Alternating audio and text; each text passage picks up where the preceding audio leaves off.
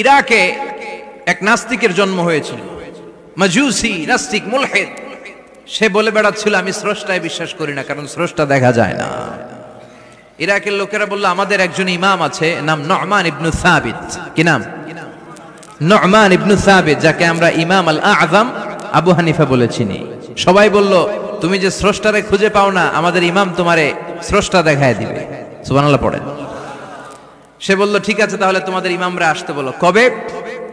সামনের জুমাবারে ঠিক ভর দুপুরে, দুপুর 2টার দিকে জুমার নামাজের পরে আমিও আসবো, তোমার ইমামও আসবে, ডিবেট হবে।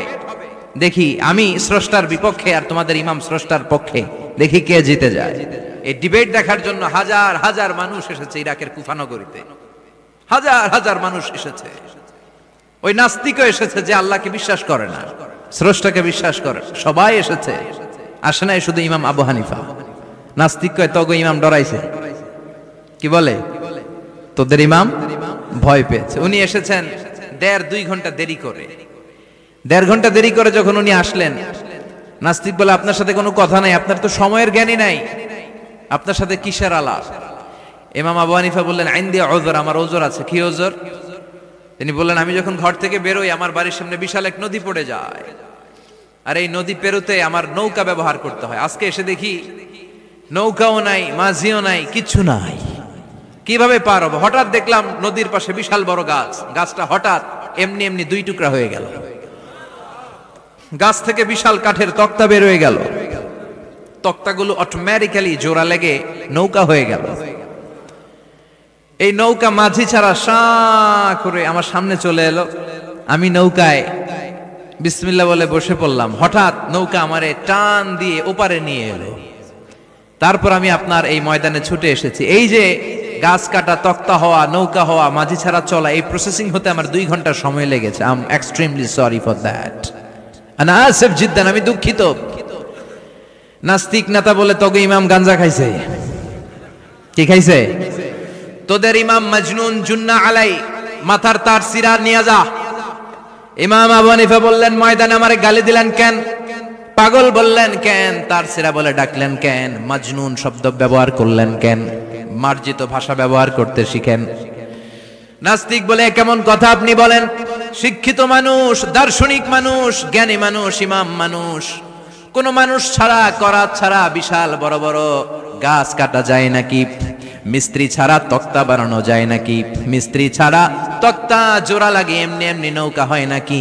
মাঝি ছাড়া পানিতে নৌকা চলে নাকি? ইমাম আবু হানিফা বললেন now you're on the right track. এই তো লাইনে আসছেন আপনি। এই লাইনে আনার জন্যই তো এত গল্প, লাইনে আনার জন্যই তো এত স্টোরি আমি মেক করলাম। আপনার কথা থেকেই যদি ধরি, করাত ছাড়া গাছ কাটা যায় না, এমনি এমনি তক্তা হয় না, এমনি এমনি নৌকা হয় না, মাঝি ছাড়া নৌকা এমনি এমনি চলে না, তাহলে আকাশ কেমন করে এমনি এমনি হলো? জমিন কেমন করে এমনি এমনি হলো? দ্বীপ প্রহরের জলজলে সূর্যটা কেমন করে কিরণ দিল এমনি এমনি? আল্লাহু আকবার! কেমন করে নবমণ্ডল ভূমণ্ডল সৃষ্টি হলো? কেমন করে দিন শেষে রাত্রি আসে, রাত্রি শেষে দিন আসে? ওইটা যদি এমনি এমনি না হয়, মহাবিশ্বের এই সুন্দর বসুন্ধরার সবকিছু কেমন করে এমনি এমনি হয়? নাস্তিক কয় হায় হায়, আসলেই তো আমি একটা উল্লুক্কা পাঠা, আসলেই তো আমি হাদারাম, এইভাবে তো ভেবে দেখি নাই। আসলে তো এগুলো এমনি এমনি হয় না। Someone is controlling everything in the world.